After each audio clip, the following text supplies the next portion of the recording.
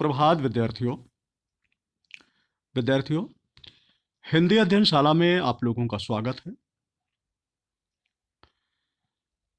आइए हिंदी अध्ययन के अंतर्गत हिंदी व्याकरण के पाठ 3 अलंकार नामक पाठ का पठन पाठन करें। विद्यार्थियों, पठन पाठन के क्रम में बढ़ने से पहले यह जरूरी है कि आपके पास पठन सामग्री होना चाहिए। हिंदी व्याकरण की पुस्तक, हिंदी व्याकरण की नोटबुक, पेन, पेंसिल, इरेजर आदि आपके पास होना चाहिए। यदि पठन सामग्री आपके पास नहीं है तो वीडियो को यहीं पर रोकें, पठन सामग्री लेकर आएं, फिर अध्ययन में शामिल हों।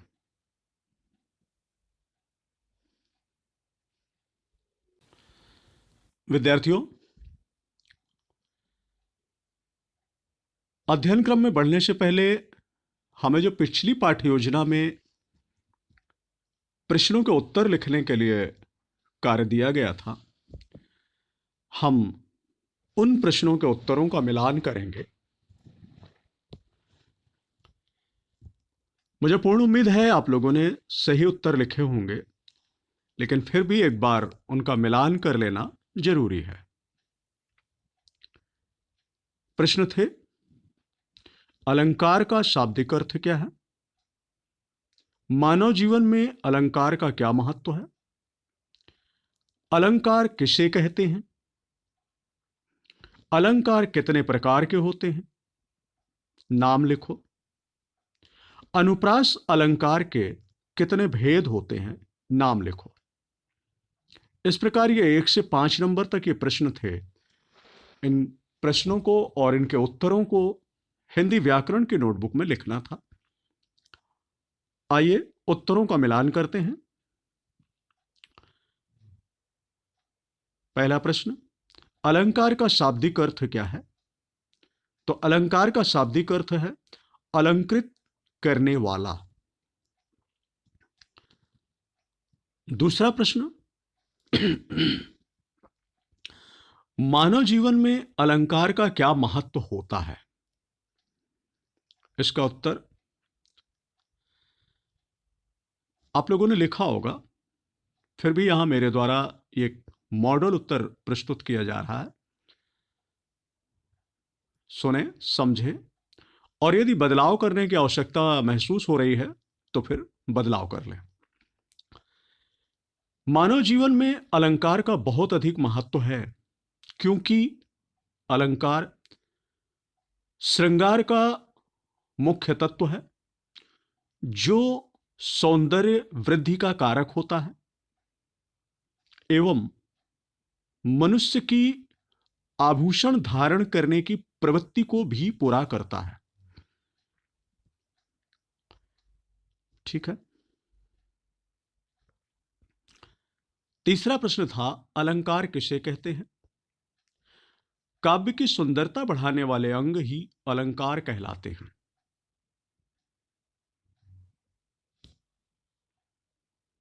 अगला प्रश्न है,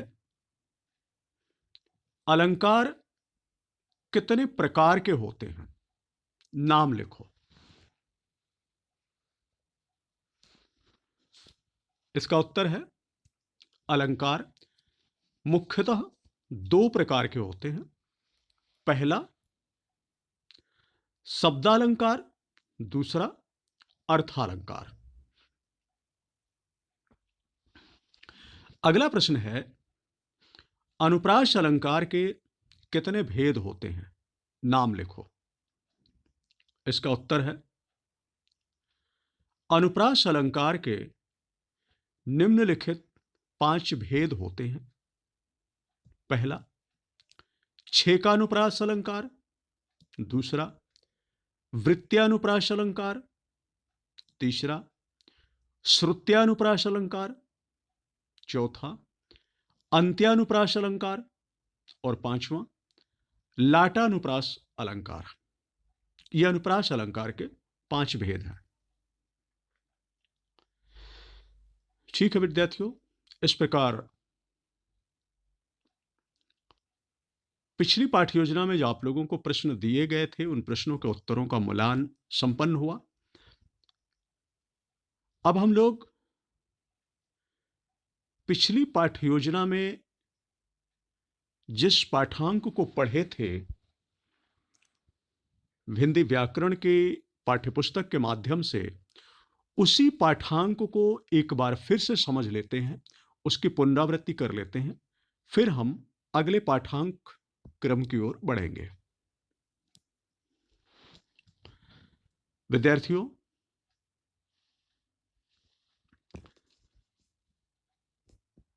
पिछली पाठ योजना में हमने पढ़ा था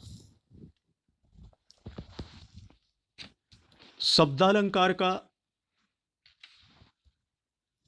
पहला भेद अनुप्रास अलंकार। अब हम शब्दालंकार के दूसरे भेद श्लेष अलंकार को पढ़ रहे हैं। श्लेष अलंकार, जहां कोई शब्द एक बार प्रयुक्त हो किंतु प्रसंग भेद से उसके अर्थ एक से अधिक हो, वहां श्लेष अलंकार होता है।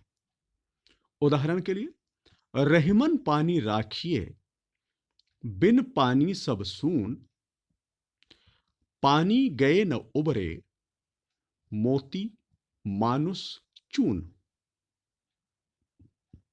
तो ये श्लेष अलंकार का उदाहरण और उसकी परिभाषा।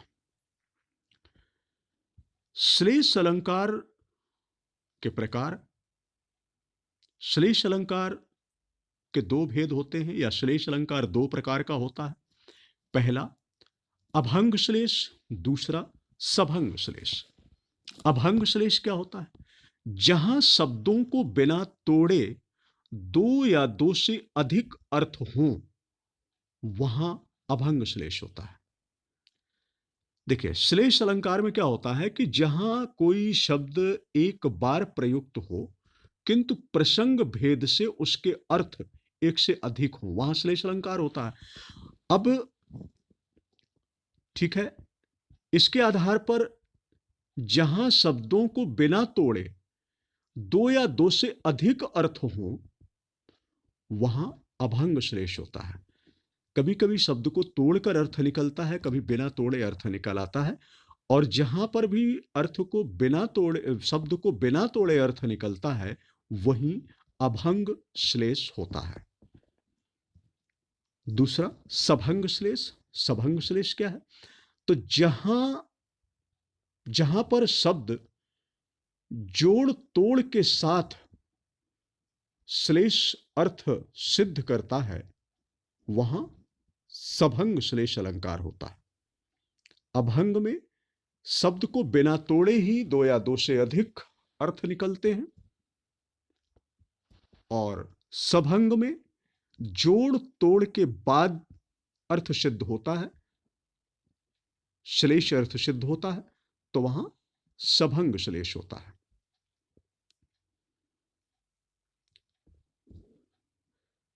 शब्दालंकार का तीसरा प्रकार यमक अलंकार। जहां कोई एक शब्द एक से अधिक बार प्रयुक्त हो, कोई भी एक शब्द एक से अधिक बार प्रयुक्त हुआ हो किंतु अर्थ अलग हो।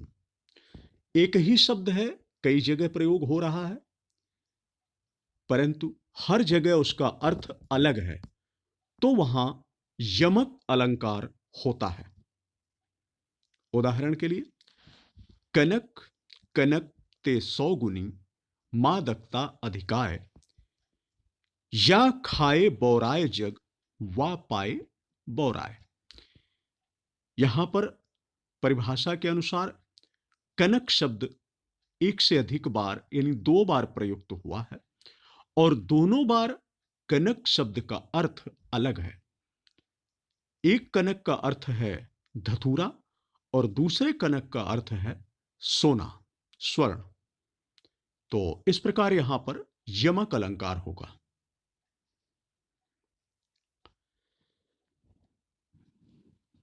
विद्यार्थियों, अलंकार का जो पहला भेद था शब्दालंकार, वह पूर्ण हुआ। अब अलंकार का दूसरा भेद अर्थालंकार, यहां पर नंबर 3 लिखा हुआ है, तो यह नंबर 3 नहीं है, यह दूसरा भेद है अर्थालंकार। अर्थालंकार क्या होता है? जो अलंकार शब्द पर आधारित ना होकर अर्थ पर आधारित होते हैं, उन्हें अर्थालंकार कहते हैं। शब्दालंकार में क्या होता है? शब्दालंकार में शब्दों के माध्यम से अलंकार सिद्ध होता है, शब्दों के माध्यम से चमत्कार सिद्ध होता है, तो वो शब्दालंकार थे। यहां पर अलंकार शब्द पर आधारित नहीं होता, बल्कि शब्द के अर्थ पर आधारित होता है। तो जहां पर अलंकार शब्द के अर्थ पर आधारित होता है, वहां अर्थालंकार होता है, या उसे अर्थालंकार कहते हैं। अर्थालंकार के भेद, विद्यार्थियों, अर्थालंकार के 24 भेद होते हैं, 24 प्रकार के होते हैं अर्थालंकार। परंतु यहां पर अर्थालंकार के प्रमुख भेद ही प्रस्तुत किए गए हैं, जो प्रमुखता से पढ़े समझे जाते हैं, केवल उन्हें ही प्रस्तुत किया गया है। इनमें से पहला है उपमा अलंकार। उपमा अलंकार क्या होता है?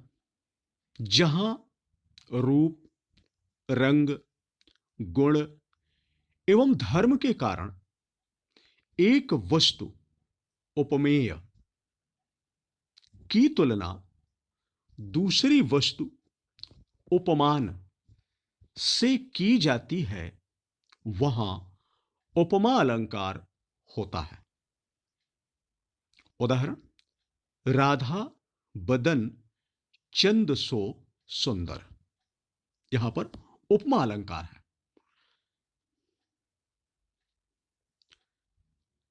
विद्यार्थियों, उपमा अलंकार के 4 अंग होते हैं, और इन्हीं 4 अंगों के माध्यम से हम उपमा अलंकार को भली प्रकार समझते हैं। पहला है उपमेय, दूसरा है उपमान, तीसरा है वाचक शब्द, और चौथा है समान धर्म। उपमेय क्या होता है? उपमेय प्रस्तुत रूप में जिसके लिए उपमा दी जाती है, यानी जो हमारे सामने उपस्थित है, वो उपमेय है। उपमान क्या होता है?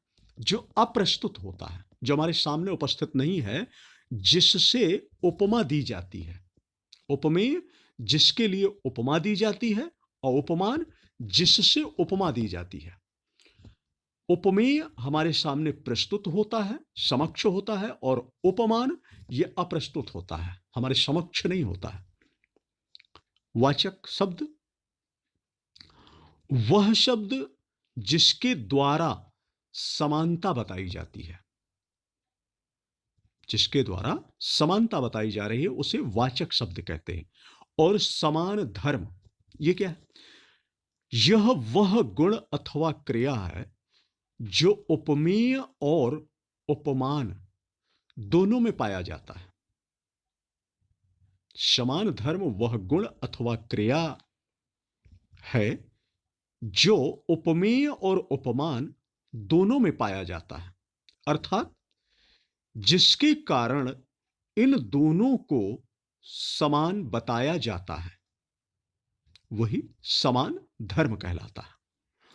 विद्यार्थियों, उपमा अलंकार के ये 4 अंग भली प्रकार में समझना और हर समय दिमाग में रखना बहुत जरूरी है। बार बार इसको दोहराते रहिए, अन्यथा दिमाग से अगर निकल गया तो उपमा अलंकार को पहचानने में गड़बड़ी भी हो सकती है। बहुत ही महत्वपूर्ण अंग है। उदाहरण, राधा बदन चंद सो सुंदर, ये उपमा अलंकार का उदाहरण है।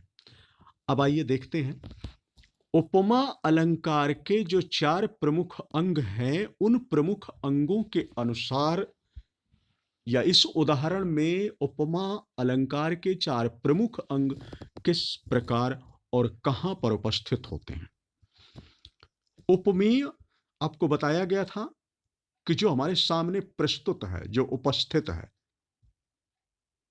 उपमान जो हमारे सामने उपस्थित नहीं है। उपमेय प्रत्यक्ष उपस्थित है, जिसके लिए उपमा दी जाती है, और उपमान अप्रत्यक्ष अप्रस्तुत है, जिससे उपमा दी जाती है। वाचक शब्द वह शब्द जिसके द्वारा समानता बताई जाती है, और समान धर्म वह गुण अथवा क्रिया जो उपमेय और उपमान दोनों में पाया जाता है, अर्थात जिसके कारण इन दोनों को समान बताया जाता है। तो राधा बदन चंद सो सुंदर, इस पंक्ति में उपमा अलंकार के अंग किस प्रकार से सिद्ध होंगे।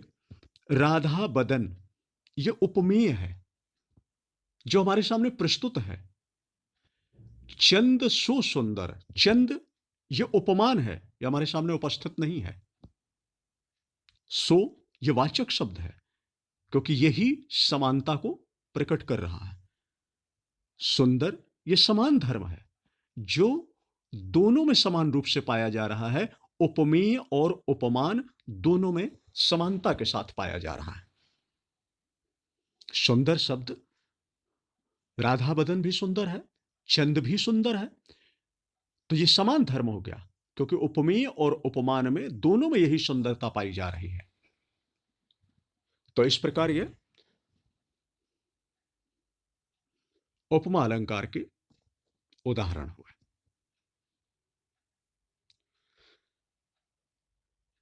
इसके बाद विद्यार्थियों, अब हम आज की पाठ्य योजना के आधार पर पाठांक पृष्ठ संख्या 44 और 45 को हिंदी व्याकरण की पाठ्यपुस्तक के माध्यम से पढ़ेंगे, समझेंगे। अब आप लोग निश्चित रूप से हिंदी व्याकरण की पाठ्यपुस्तक के पाठांक पृष्ठ संख्या 44 और 45 को खोलें और मेरे साथ पठन पाठन में शामिल हो।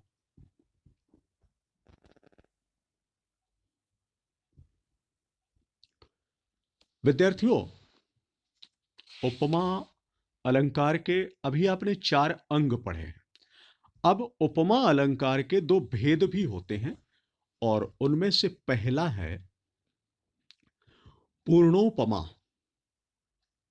यह क्या होता है?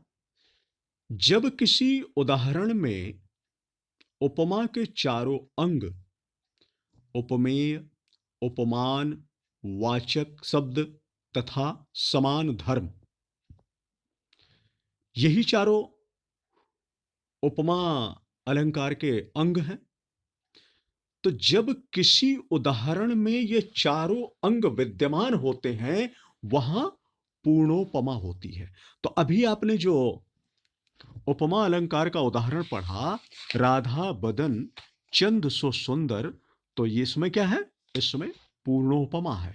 क्यों? क्योंकि इसमें उपमा अलंकार के चारों अंग, उपमेय, उपमान, वाचक शब्द, समान धर्म आदि, ये चारों अंग विद्यमान हैं। तो यह पूर्णोपमा है।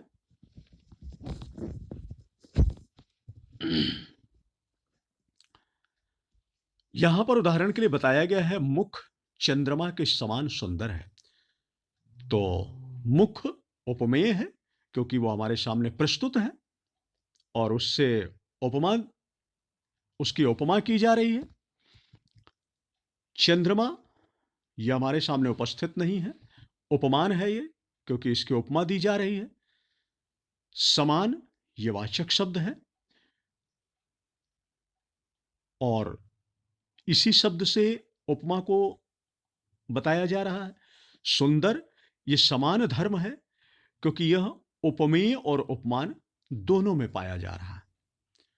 तो जहां पर भी उपमा अलंकार के चारों अंग उपमेय, उपमान, वाचक शब्द और समान धर्म मिलते हैं, वहां पूर्णोपमा होती है, या उसे हम उपमा का एक भेद पूर्णोपमा कहते हैं, यानी पूर्ण उपमा। दूसरा है लुप्तोपमा, यानी लुप्त उपमा। अब ये लुप्तोपमा क्या है? जब उपमेय, उपमान, वाचक शब्द और समान धर्म में से किसी एक अथवा अनेक का लोप हो, तब वहां लुप्तोपमा होती है। समझ में आई बात?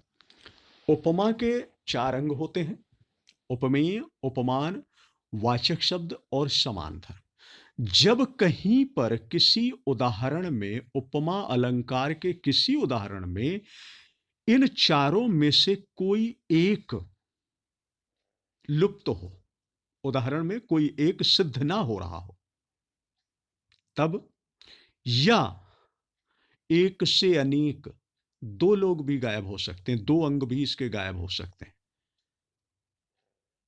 वो सिद्ध ना हो रहे हो उदाहरण में, तो वहां पर उपमा अलंकार का उदाहरण तो होगा, परंतु लुप्तोपमा प्रकार कहलाएगा।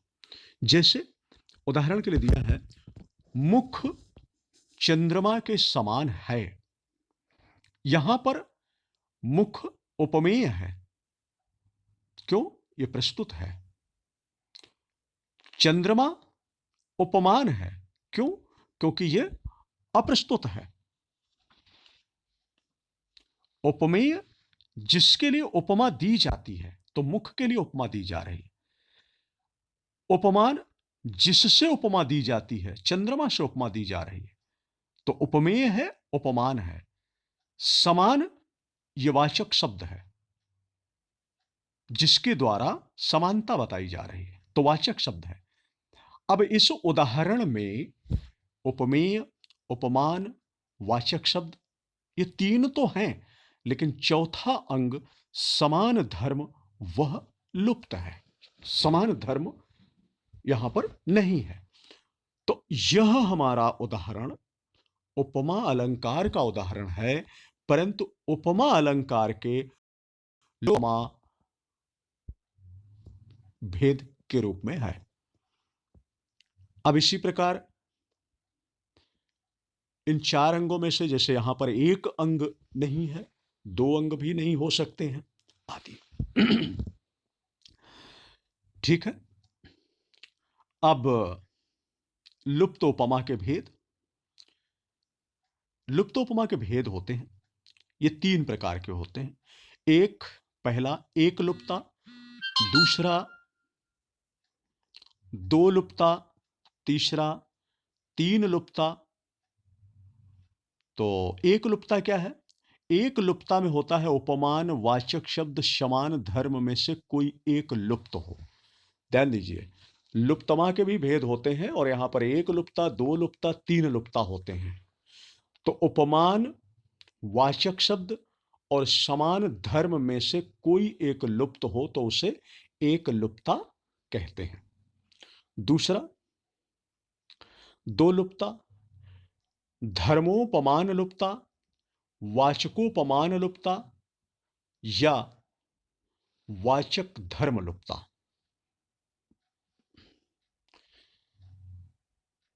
तीन लुप्ता, उपमान, वाचक शब्द तथा समान धर्म लुप्त हो। विशेष बात बताई जा रही है लुप्तोपमा के विषय में। लुप्तोपमा में प्रायः समान धर्म ही लुप्त रहता है, अन्य किसी के लुप्त होने की बारी नहीं आती है। समान धर्म ही प्रायः लुप्त रहता है। इस प्रकार से उपमा अलंकार पूर्ण हुआ। अब अर्थालंकार का दूसरा प्रकार रूपक अलंकार। रूपक अलंकार क्या है? जहां उपमेय पर उपमान का अभेद आरोप स्थापित कर दिया जाए, अर्थात जहां उपमेय और उपमान में अभिन्नता की प्रतीति हो, वहां रूपक अलंकार होता है। उदाहरण, मुख चंद्रमा है।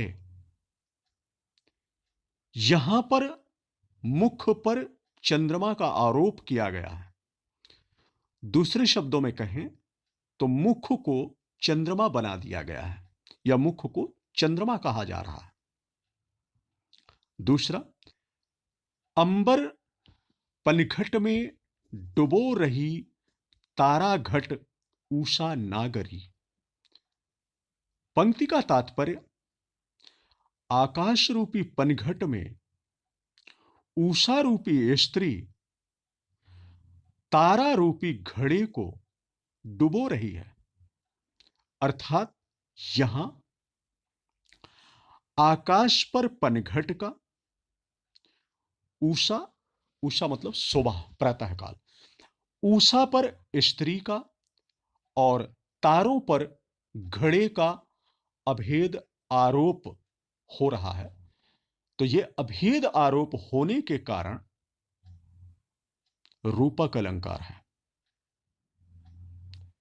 रूपक अलंकार के 3 उपभेद होते हैं।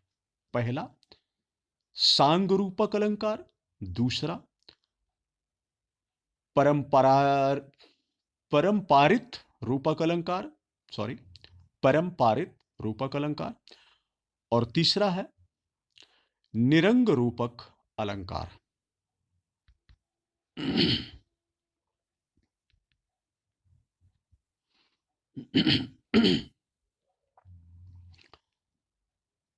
इसके बाद अर्थालंकार का तीसरा भेद उत्प्रेक्षा अलंकार। उत्प्रेक्षा का अर्थ है कल्पना। यहां उपमेय में उपमान की कल्पना या संभावना की जाती है। तो जहां पर भी उपमेय से उपमान की कल्पना या संभावना की जाती है, वहां उत्प्रेक्षा अलंकार होता है। इस अलंकार को मनु, जनु, इव, मानो, मनो, मनहु आदि शब्दों के आने पर पहचाना जा सकता है। उदाहरण के लिए देखें, सोहत ओढ़े पीत पट श्याम सलोने गात, मनहु नीलमणि शैल पर आतप पर्यो प्रभात। क्या बताया गया? इस अलंकार को मनु, जनु, इव, मानो, मनो, मनहु आदि शब्द के आने पर पहचाना जा सकता है। तो यहां पर सीधे सीधे मनहु शब्द आया है, मनहु नीलमणि शैल पर। ठीक है, तो हम इसे पहचान सकते हैं कि यह उत्प्रेक्षा अलंकार है। फूल कास सकल महि छाई, अजनु वर्षा ऋतु प्रकट बुढ़ाई। जनु शब्द से हमें पता चल रहा है कि यह उत्प्रेक्षा अलंकार है। उत्प्रेक्षा अलंकार के 4 उपभेद माने जाते हैं। पहला, वस्तुत्प्रेक्षा अलंकार।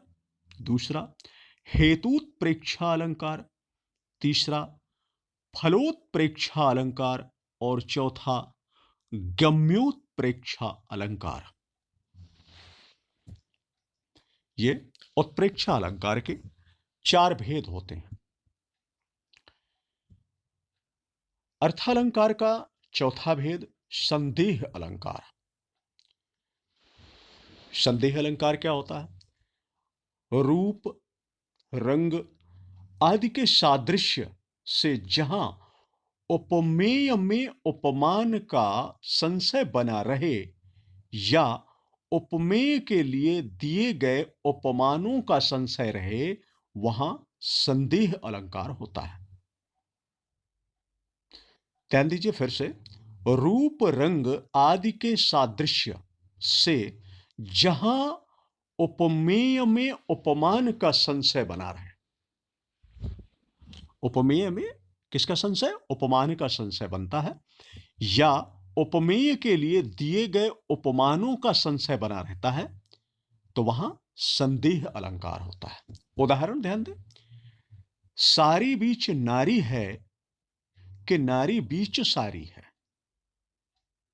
क्या कहा जा रहा? सारी बीच नारी है कि नारी बीच सारी है, कि सारी ही की नारी है कि नारी ही की सारी है। उपमेय में उपमान का संशय या उपमेय के लिए दिए गए उपमानों का संशय यहां पर प्रकट हो रहा है, संदेह प्रकट हो रहा है कि सारी बीच नारी है, साड़ी के बीच नारी है, या कि नारी बीच साड़ी है कि नारी में साड़ी है।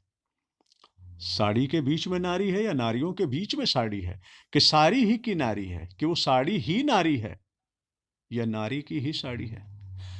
यहां पर किसी बात को स्पष्ट नहीं किया गया, संदेह प्रकट हो गया, तो उपमेय में उपमान का संशय प्रकट हो रहा है, इसलिए यह संदेह अलंकार का उदाहरण है। पांचवा अर्थालंकार का पांचवा भेद भ्रांतिमान अलंकार। जब उपमेय को भ्रम बस उपमान समझ लिया जाता है, ऐसा भ्रम होता है कि हम उपमेय को उपमान समझ लेते हैं, अर्थात उपमेय में उपमान का धोखा हो जाता है, तब वहां भ्रांतिमान अलंकार होता है। उदाहरण देखें, बिल विचार कर नाग शुंड में घुसने लगा विषैला सांप, और काली ईख समझ विषधर को उठा लिया तब गज ने आप। कैसा भ्रांति हो रहा है, कैसे भ्रम हो रहा है। बिल विचार कर नाग शुंड में, यानी हाथी की सूंड को बिल समझ करके नाग घुसने लगा, एक विषैला नाग उसके सूंड में घुसने लगा, और उस विषैले नाग को भी हाथी ने क्या समझा? काली ईख समझ विषधर को उठा लिया तब गजने आप। और हाथी ने सोचा कि यह कोई काले रंग का गन्ना है पड़ा है, और उसने उसे उठा लिया। तो सांप को क्या भ्रम हुआ कि हाथी की सूंड कोई बिल है, और हाथी को क्या भ्रम हुआ कि ये जो विषधर है, जो सांप है, ये कोई काले रंग का गन्ना पड़ा है। तो यहां पर भ्रांतिमान अलंकार है। अगला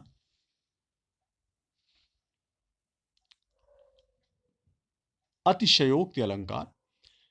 जब किसी की अत्यंत प्रशंसा के लिए कोई बात बहुत बढ़ा चढ़ाकर अथवा लोक सीमा का उल्लंघन करके कहा जाए, तब वहां अतिशयोक्ति अलंकार होता है। जैसे, वह सर इधर गांडीव गुण से भिन्न जैसे ही हुआ, धड़ से जयद्रथ का उधर सिर छिन्न वैसे ही हुआ। अतिशयोक्ति है। कहने का तात्पर्य पंक्ति के माध्यम से क्या है कि इधर अर्जुन ने अपने धनुष पर बाण को चढ़ाया और उधर जयद्रथ का सिर अलग हो गया। तो क्या बाण को धनुष पर लगाते ही सिर कट गया? जब तक धनुष से बाण का संधान नहीं होगा, बाण को छोड़ा नहीं जाएगा, तब तक वो लक्ष्य भेद कैसे करेगा?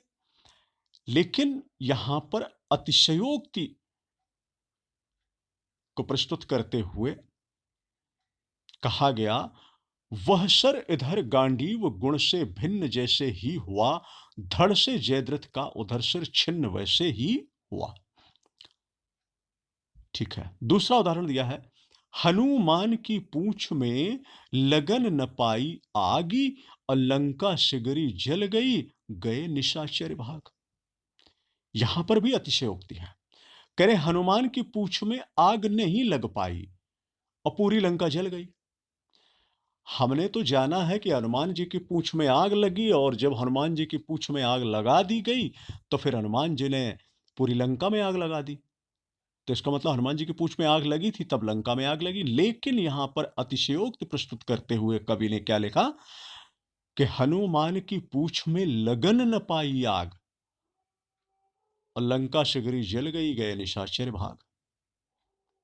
ठीक है, तो अभी यहां पर यह अतिशयोक्ति अलंकार है। अब ये अर्थ और भी गहरा अर्थ है इन पंक्तियों का। ठीक है, आगे बढ़ते हैं। अगला अर्थालंकार का अगला भेद है अत्युक्ति अलंकार।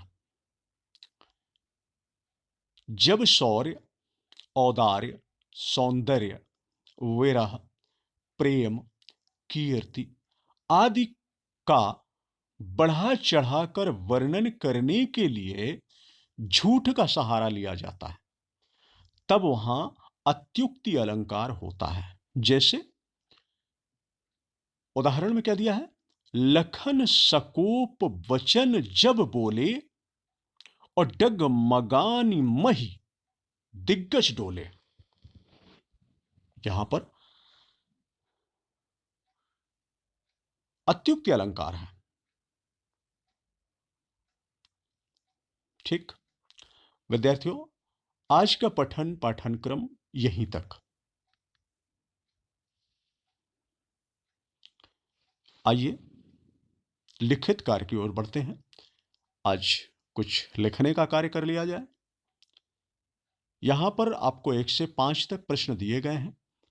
इन सभी प्रश्नों को और इनके उत्तरों को आपको अपने हिंदी व्याकरण के नोटबुक में लिखना है। प्रश्नों के उत्तर लिखने से पहले पाठांक प्रश्न संख्या 44, 45, सॉरी, प्रश्नों के उत्तर लिखने के लिए आपको पाठांक पृष्ठ संख्या 42 और 43 को पढ़ना पड़ेगा। और आज आपने जो पाठांक पृष्ठ संख्या 44 और 45 को पढ़ा है, इसे पुनः घर पर एक बार पढ़ेंगे, और पाठांक पृष्ठ संख्या 42-43 को पढ़ करके यहां पर ये जो 1 से 5 तक प्रश्न दिए जा रहे हैं, इन सभी प्रश्नों को और इनके उत्तरों को हिंदी व्याकरण के नोटबुक में लिखेंगे। और इसी के साथ ही विद्यार्थियों, आज का अध्ययन क्रम यहीं समाप्त हो रहा है। एक सूचना आपके लिए, कल बुधवार है। प्रायः बुधवार को और शनिवार को आपका हिंदी विषय का टेस्ट होता आया है। तो अभी हमारा यह पाठ पूर्ण नहीं हुआ, इसलिए इस बुधवार को इस पाठ का टेस्ट नहीं होगा। यदि शनिवार तक शनिवार से पहले पाठ पूर्ण हो जाएगा तो ही शनिवार को टेस्ट होगा। यदि शनिवार तक यह पाठ पूर्ण नहीं होता है तो शनिवार को भी इसका टेस्ट नहीं होगा। ठीक है, इसी के साथ आज का अध्ययन क्रम यहीं समाप्त होता है। मिलते हैं अगले दिन अगली पाठ योजना के साथ। धन्यवाद।